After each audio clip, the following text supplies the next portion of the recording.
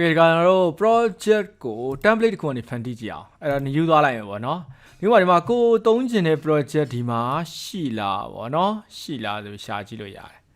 Okay မရှိဘူးဆိုရင်ကိုသိချင်တာကိုဒီမှာရှာလိုက်လို့ရတယ်ဥပမာဆိုတော့ marketing research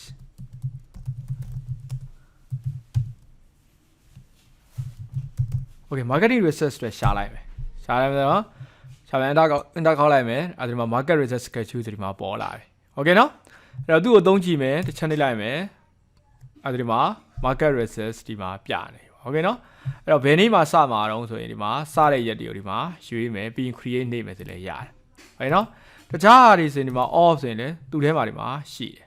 Okay နော်ဥပမာဆိုတော့မှာ software development plan ကိုတော့သွားကြည့်လိုက်မယ် software development plan Okay အဲ့ဒီမှာဒီဝဲမှာဘာတွေပါမလို့ဆိုရင်နော်ဘာတွေပါမလို့ဆိုရင်အဲ test တွေပါမယ်ဒီ test တွေကိုက WBS ခွဲနေကြရမလို့တော့ပေါ့နော်သူရ WBS test တွေခွဲထားပြီးသားရှိတယ်သူရဲ့ command duration တွေပါမယ်ပြီးတော့ဒီ estimate budget တွေပါမယ်နောက် resource တွေပါမယ်ပေါ့နော်တော်တော်များပါပြီးသားကိုတိတ်နဲ့ကိုကချိန်အောင်ပဲဥပမာဒီနေ့မစဘူးစမှာ2 day ဒီနေ့မစဘူးဒီဇူလိုင်ဆိုတော့နောက်လအစလောက်မှာလာမယ်ဩဂတ်1ရက်နေ့မှာစမယ်ဩဂတ်1ရက်နေ့ကိုရွေးလိုက်မယ်ပြီးတော့ create ကိုဒီချက်နေလိုက်မယ်ဟောဒါဆိုရင်အဲ့ဒီမှာ software development ဒီမှာပေါ်လာပြီ Okay နော်နောက်ဒီမှာတစ်လပိုင်း10ရက်နေ့မှာစမှာဖြစ်တဲ့အတွက် yes စတွေကတစ်လပိုင်းဒီမှာဖြစ်နေတယ် Okay နော်တစ်လပိုင်းဒီမှာဖြစ်တယ်အဲ့ဒါ software development လုပ်ဖို့အတွက်ဒီမှာလိုအပ်တဲ့ဟာတွေပေါ့နော်လိုအပ်တဲ့ break ဒီမှာသူ့ရဲ့သတ်မှတ်ထား development ဘိုင်း testing ဘိုင်း training ဘိုင်း documentation တွေပေါ့နော်အဲ့လုပ်ပုံလုပ်နည်းတွေဒီမှာပါတယ်ကိုလုပ်ငန်းနဲ့အနေငယ်ကန့်ညီတယ်ဆိုရင်ကျွန်တော်တို့က template တွေကိုသုံးသင့်တယ်ပေါ့နော်ဘာလို့လဲဆိုတော့ template သုံးရမျိုးမြန်တယ်ခုပဲကြည့် template သုံးရပြင်တော့ဒီမှာ test တွေပါပြီးသား duration တွေပါပြီးသားဒီနောက်ပြီးတော့သူရဲ့ resource planner နဲ့ကြည့်လိုက်မယ်ဆိုရင်ဒီ resource sheet နဲ့ပေါ့နော် resource sheet နဲ့ကြည့်လိုက်မယ်ဆိုရင် resource တွေပါပြီးသားပါပြီးသားနောက် report တွေကြည့်မယ်ဆိုရင်လည်းဒီမှာ report ဒီမှာတခါတည်းဒီမှာဘယ်လုပ်တွေတော့ဘယ်လောက်ပြီးပြီဆိုပြီးဒီမှာမြင်နေရတယ် Okay နော်အဲ့ဒါ team planner တွေဘယ်သူကဘာလုပ်မယ်ဆိုတော့သူ assign ချခဲ့ပြီးသားပေါ့နော်ဒီမှာဒါ table view တွေနဲ့ကြည့်တာ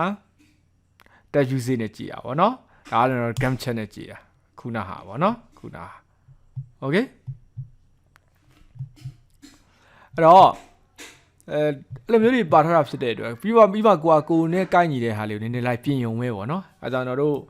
အဲ့ဒါနေပြင်မှာပြောနေတဲ့စကားတစ်ခုရှိပါတယ်You don't need to reinvent the wheel ဆိုပြီးတော့ဘယ်တော့ဘိန်းကိုထပ်ပြီးထွင်စရာမလိုဘူးအဲ့ဒါကျွန်တော် template တွေအားသက်ချက်ကိုပြောတာပါ Okay နော်အဲ့တော့ဒီမှာကျွန်တော်တို့ဒီရဲ့ project ကိုကျွန်တော်တို့သိမ်းမယ်ပေါ့နော်ဟောသိမ်းမယ်ဆိုရင်ဒီမှာ file save as နဲ့ဒီမှာသိမ်းလိုက်မယ်ဘယ်မှာ browse ထားလိုက်မယ်ပေါ့နော်ခုနဒီထဲမှာMicrosoft project IDMS project မှာsoftware development plan ပေါ့နော် software development plan from template ပေါ့ template ဆိုပြီးတော့တင်လိုက်မယ် save ဒါဆိုရင်ဒီမှာ software development plan template ဆိုပြီးကိုကဖြစ်သွားအဲ့မှာကိုရဲ့ဟိုအတိုင်းပြန်ပြင်ရုံပဲကိုရဲ့ duration ကသူတိုင်းမဟုတ်ဘူးကိုကထပ်များခြင်းနဲ့နည်းခြင်းနဲ့ဆိုရင်ဒီမှာပြင်လိုက်ရုံပဲ Okay နော်ဥပမာဒီမှာအဲ့ဒီတော့ဒီမှာနည်းနည်းလေးချုံလိုက်မယ်နော်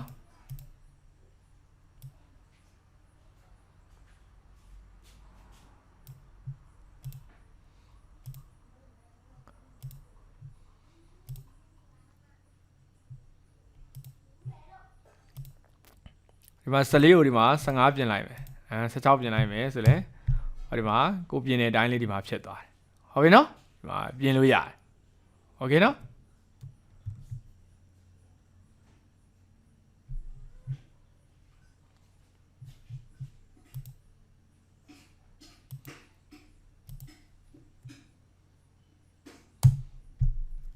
အဲ့ဒီမှာကိုပြင်တဲ့အတိုင်းလေးလိုက်ဖြစ်သွားတယ်ကိုကလိုက်ပြီး update လုပ်နေအောင်ပဲ Okay နော်